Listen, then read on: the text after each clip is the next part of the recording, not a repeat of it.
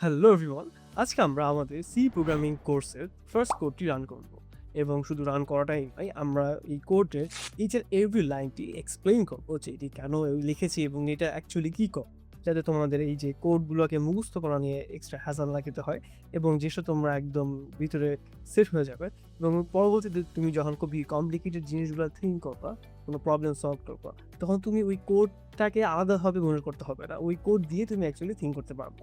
So এটার জন্য বেসমেন্টটা ভালো মতো স্ট্রং হওয়া লাগবে। এইজন্য আমরা বেসিকগুলোকে খুবই গুরুত্ব সহকারে এবং খুবই ভালোভাবে তোমাদেরকে এক্সপ্লেন করব।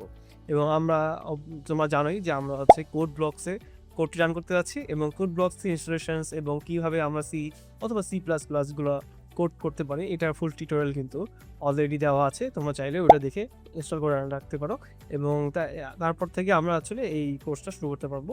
সো চলো কথা না বাড়িয়ে আজকে শুরু করা যাক। আমরা ফার্স্ট টাইম লিখবো include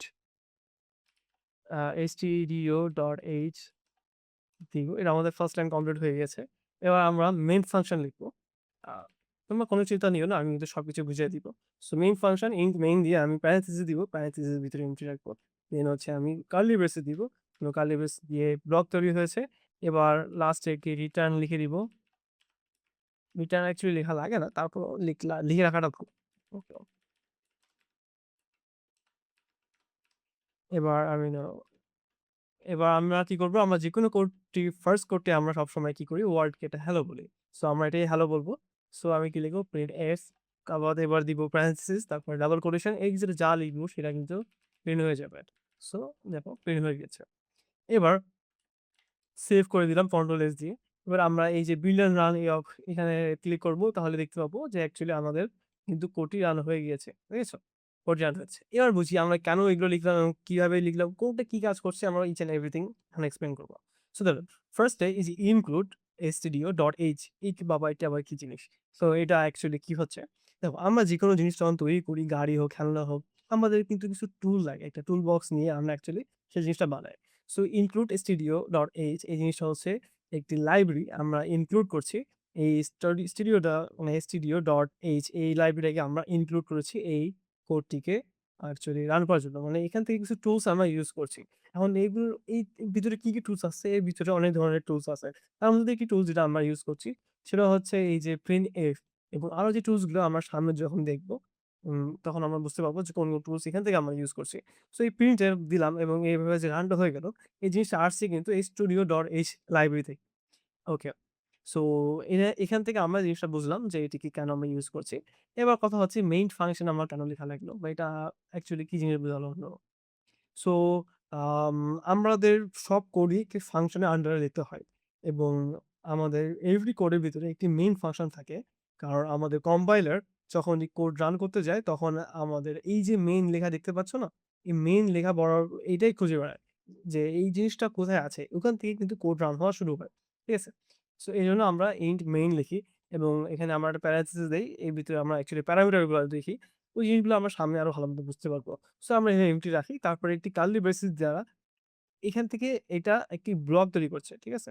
এই যে এটা হচ্ছে এন্ড। সো এটা একটি ব্লক তৈরি হয়েছে এবং এই ব্লকের ভিতরে আমরা সব কোডগুলো লিখি। ঠিক আছে? এবং একটি ফাংশন এবং প্রত্যেক ফাংশন কিছু না কিছু রিটার্ন করে অথবা 0 রিটার্ন করে অথবা রিটার্ন নাও করতে পারে। সো আমরা আ রিটার্ন 0 লিখে দেই। এটা না লিখলেও রান হবে, কোনো অসুবিধা নাই। বাট লিখে রাখাটা ভালো। দেখো রান কিন্তু হয়েছে। সো আমি যে লিখিয়ে দিলাম, অসুবিধা নাই। সো এই জিনিসটা আমরা আপাতত মুখস্থ করে রাখবো এবং কেন কি কাজ হচ্ছে সেটা তো আমরা বুঝতেই পারছি। এবং মুখস্থ করাবো কেন? কারণ আ জিনিসটা প্রতিবার লেখাই লাগে। এবং মুখস্থ করা আহামরি প্যারাও হবে না। কয়েকবার প্র্যাকটিস করতে দেখবা অটোমেটিক্যালি মনে চলে আসছে। মানে তোমরা বুঝতে পারছো। এবং জিনিসটা এখন তো এক্সপ্লেইন করলাম, বাট সামনে যখন আরো এই টপিক গুলোকে আমরা আরো এক্সপ্লোর করব, এই জিনিসগুলো কোনো কিছুই মনে হবে না। খুব ইজি মনে হবে। এবার আমরা কিছু মজাদার জিনিসগুলো দেখি। সেটা হচ্ছে আমরা হ্যালো ওয়ার্ল্ড লিখলাম, হ্যালো ওয়ার্ল্ড প্রিন্ট হয়ে গেছে। ওকে। এবার খেয়াল করে দেখো এর সাইডে কিন্তু আমরা একটা সেমিকোলন লিখেছি। সেমিকোলন দ্বারা অ্যাকচুয়ালি আমরা বুঝি যে এই লাইনটার শেষ এখানে। কোডটিকে আমরা এটাই বুঝাই যে এই লাইনটা কিন্তু এখানে শেষ। এবং এটা না লিখলে কিন্তু কোডটি রান হবে না। যেমন আমি যদি উম আবার একটা জিনিস লিখি, আ দেখো এবার কিন্তু রান হবে না। কারণ আমি এখানে সেমিকোলন দেই নাই। সো আমাকে অবশ্যই সেমিকোলন দেয়া লাগবে। সেমিকোলন দিয়েছি। এবার দেখো রান হয়ে গেছে। সরি একটু টাইম নিচ্ছে মনে হয়। হ্যাঁ, দেখো রান কিন্তু হয়ে গেছে। কিন্তু খেয়াল করে দেখো, আমি তো এক্সপেক্ট করেছিলাম যে হ্যালো ওয়ার্ল্ড ফার্স্ট লাইনে লিখেছি এবং নেক্সট লাইনে লিখেছি I am learning C. But এখানে দেখো hello world I am learning C পাশাপাশি হয়ে গেছে এবং গ্যাপও নাই। এটা কেন হলো? কারণ কোড রান করার সময় আমরা লাইন শেষ বুঝিয়েছি, বাট আউটপুটে যে এটি সেম লাইনে হবে না নেক্সট লাইনে যাবে এটা তো আমরা দেখাই নাই। এটা তো আমরা বলে দেই নাই। সো আমাদের এটাও ডিক্লেয়ার করা লাগবে। সো আমাদের নেক্সট লাইনে যাওয়ার জন্য আমরা কি করি? আমরা ব্যাকওয়ার্ড স্ল্যাশ দেই, তারপরে এন দেই। দিলে আমরা এই দিয়ে বুঝাই যে ফার্স্ট এই কোডটি রান হবে। রান হওয়ার পরে এটার মানে হচ্ছে নেক্সট লাইনে চলে যাবে। সো এবার চলো দেখি কি হচ্ছে। দেখো, hello world I am learning C. দেখেছো? নেক্সট লাইনে চলে গিয়েছে। এখন আমি কি এটা এরকম করতে পারি? যে আমি দিয়ে দিলাম। এবার বলো তো কি হবে? এবার দিলেও কিন্তু অ্যাকচুয়ালি সেম জিনিসই দেখাবে। কারণ সেমিকোলন দ্বারা আমরা বোঝাই দেই এই লাইন শেষ। সো লাইন শেষ হওয়ার পরে এখানে যদি আটা দিয়ে এটাও দিয়ে লিখতে পারো, এটাও সেম লাইন কাউন্ট হবে না। এটা নেক্সট লাইন তারপরের লাইনে যাচ্ছে। যদিও আমাদের দেখতে মনে হচ্ছে তারা একই লাইনে আছে বাট ডিফারেন্ট লাইনে আছে। এবং আউটপুটের ক্ষেত্রে এইসব জিনিসগুলো ম্যাটার করে না। ম্যাটার করে আমি ভিতরে কিভাবে প্রিন্টটি করছি। সো আমরা লেখার পরে যদি এই যে ব্যাকওয়ার্ড স্ল্যাশ এন দেই তার মানে অ্যাকচুয়ালি এটি নেক্সট লাইনে চলে যাচ্ছে। সো কিন্তু এভাবে প্রিন্টটি হচ্ছে। ওকে। সো বুঝলাম। এবার সেমিকোলনটাও জিনিসটা আমাদের সবসময় খেয়াল রাখবে। এটা কিন্তু মিস হলে অনেক সময় দেখেছি মানুষ মানে খুবই কঠিন কোড করে। বাট এই সেমিকোলন কোনো না কোনো লাইনে ভুলে যায় এবং তারপরে পুরো কোড খুঁজে বেড়ায় যে আমার বাগ কোথায় হচ্ছে। অবশ্যই দেখাই দেয় বাগ কোথায় হচ্ছে। এবং এছাড়াও আমরা অনেক সময় প্রিন্ট এর জায়গায় প্রিন্ট দিয়ে দিই তখন কিন্তু আমাদের রান হয় না। সো দেখো টার্মিনালটা অফ করতে হবে, সরি। হ্যাঁ, এবার দেখো আম রান হচ্ছে না। সো প্রিন্টের জায়গায় প্রিন্ট এফ ইউজ করতে হবে। এই জিনিসটা আমরা খেয়াল রাখবো। তারপরে কার্লি ব্রেসিস অনেক সময় অনেক ধরনের ব্রেসিস দেয়া লাগে ভিতরে কোড করার সময়। এই ব্রেসিস গুলো আমরা মিস করে ফেলি। সেই জিনিসটাও খেয়াল রাখতে হবে। অনেক সময় মেইন ফাংশনে না লিখে ডাইরেক্ট ইনক্লুড studio.h লিখে আমরা কোড লেখা শুরু করে ফেলি। সো এইসব ভুল কিন্তু করা যাবে না।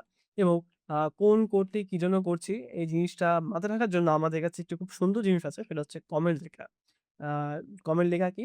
এই যে আমরা দেখি না আমরা Facebook এ যেকোনো পোস্ট করলে আমরা তার নিচে কি লিখি? কমেন্ট লিখি। কমেন্ট কি অ্যাকচুয়ালি আমরা কি বলতেছি? কি বলছি?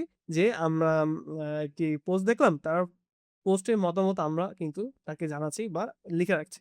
সো এই জিনিসটাই আমরা এখানে করতে পারি। আমি এই যে কোডটি লিখেছি এই জিনিসটা অ্যাকচুয়ালি কি করে সেটা আমরা আ এভাবে কিন্তু লিখতে পারি। এটি লেখার জন্য আমরা কি করি? আমরা দেখেছি যে ব্যাকওয়ার্ড স্ল্যাশ এন দিয়ে আমরা নেক্সট লাইনে গিয়েছি। কিন্তু এক্ষেত্রে কিন্তু ফরওয়ার্ড স্ল্যাশ তাও ২ টা দিলে অ্যাকচুয়ালি কমেন্ট শুরু হয়। এবং এই কমেন্টে আমরা লিখতে পারি uh a backward slash n means next line, next line এভাবে লিখতে পারি। তারপরে দে আ আবার একটা লিখলাম যে হচ্ছে আম প্রিন্ট এস ইস তার প্রিন্টিং প্রিন্টিং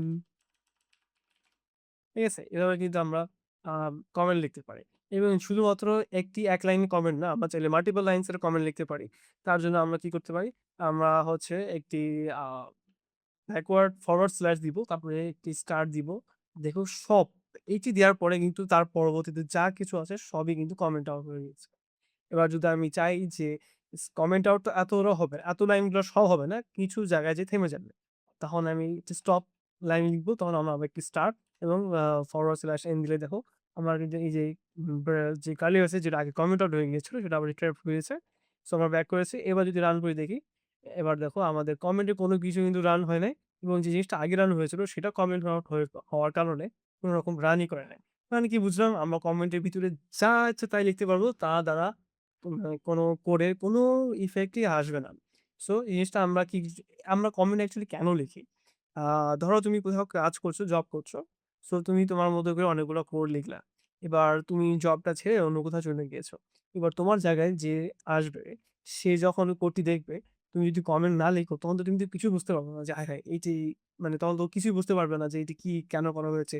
তার জন্য খুব ডিফিকাল্টিজ হবে এবং তুমি যদি এরকম কোনো অফিস জয়েন করো নতুন করে জয়েন করে পুরাতন কোডগুলো দেখে আ বুঝতে চেষ্টা করো তোমার কাছে কিন্তু খুবই হ্যাসেল হবে এবং শুধু এটাই নয়, তুমি যদি কোনো কোড করে রাখো আ ১ মাস আগে, ১ বছর আগে, সেটা তুমি যদি এখন দেখো তাহলে কিন্তু তুমি মোটেও বুঝতে পারবা না যে এইটা আমি কেন লিখেছিলাম, এটার দ্বারা কি কাজ করে। সো যদি তুমি কমেন্ট লিখে রাখতে তাহলে কিন্তু তুমি খুবই সহজে বুঝে যেতে। যে ওয়াও! এই কোডটা আমি এইজন্য লিখেছিলাম। তাই না?